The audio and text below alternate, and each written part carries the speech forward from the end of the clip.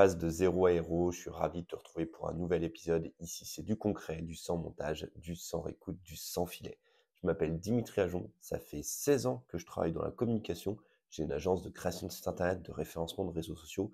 Et autant te dire que depuis 16 ans, j'ai pas mal de trucs que j'ai pu tester, approuver ou au contraire retirer un petit peu de mes prestats. Donc, j'ai plein de choses à te partager. Et d'ailleurs, c'est l'objet de ce podcast, Zéro à héros en SEO, un format court de 5 à 10 minutes par jour pour t'aider à ranker, à remonter sur Google sans y laisser des plumes.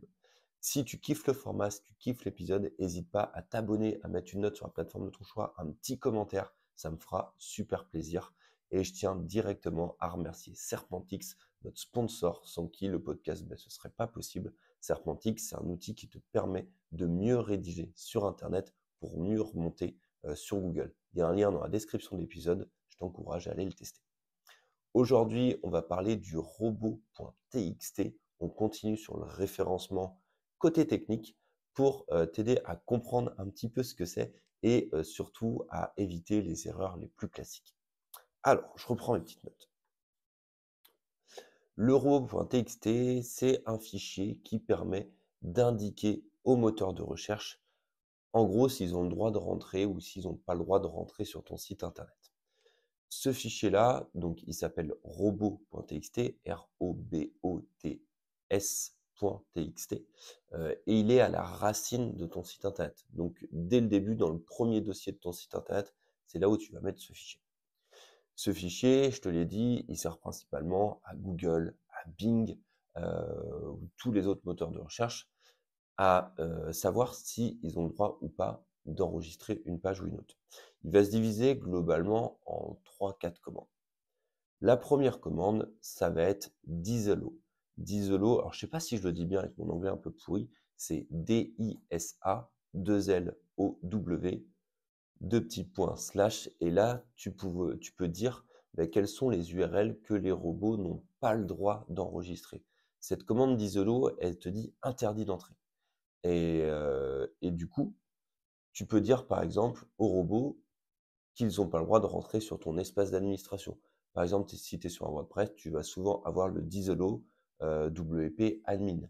Ça veut dire que tu n'as pas le droit d'aller dans le dossier WP admin. Après, tu as l'autre commande, c'est l'inverse, c'est la commande allow, A2LOW. Et encore une fois, ligne par ligne, tu vas pouvoir dire, eh bien, est-ce que tu as le droit de rentrer sur telle ou telle page? Par défaut, si tu mets pas d'isolo, tu vas mettre un hello étoile qui veut dire que tu as le droit de rentrer sur toutes les pages du site internet. Parce que t'imagines, si à chaque fois tu devais ajouter une page sur ton site web, tu devrais remettre cette commande-là, ce sera un bordel sans nom. Donc généralement, une bonne structure de fichier, ça va être de mettre en disolo, ligne par ligne, tous les dossiers ou les pages sur lesquelles tu n'as pas le droit d'aller, et tu mets un hello étoile, et comme ça dit au moteur de recherche qu'ils ont le droit d'aller sur tout le reste. Donc ça, c'était la troisième commande.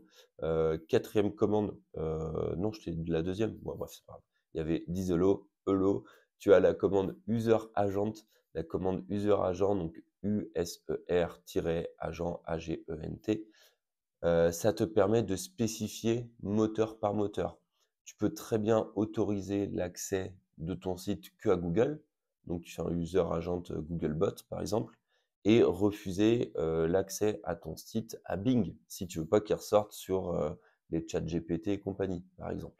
Voilà. Donc, cette commande-là, c'est pour changer les règles en fonction du moteur de recherche qui va venir sur ton site internet.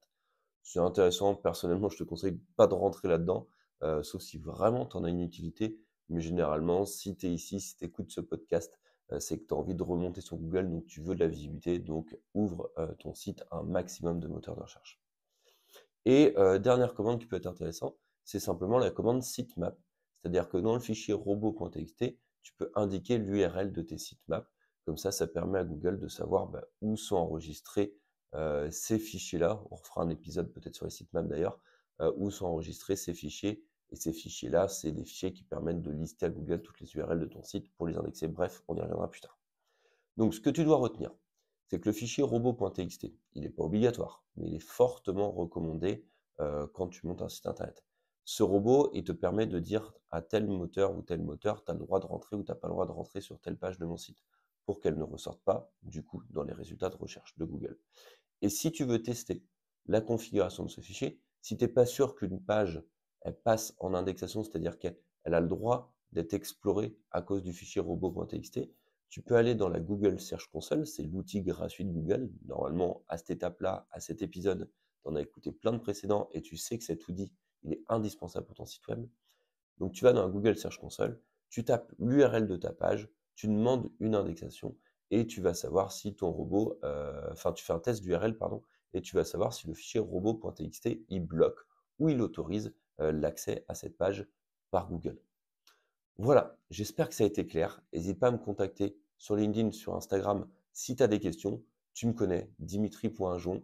Eh bien, tu viens, tu m'envoies un petit message et j'essaie de répondre. Je rigole parce qu'en fait, à chaque fois, je me rends compte que je fais des dans mon épisode et ça me saoule. Et dès que je me réécoute, c'est toujours le même truc. Donc, j'aimerais bien trouver un moyen mémotechnique ou langage, je sais pas quoi, pour éviter de faire ça, mais j'y arrive pas. Bref, il y en a eu et c'est pour ça que je rigolais. N'hésite pas à me contacter si tu as besoin de quoi que ce soit. Et puis on se retrouve bientôt pour un prochain épisode. D'ici là, prends soin de toi, prends soin de ton SEO, pense à t'abonner, à mettre un petit like, ça ferait plaisir. Ciao!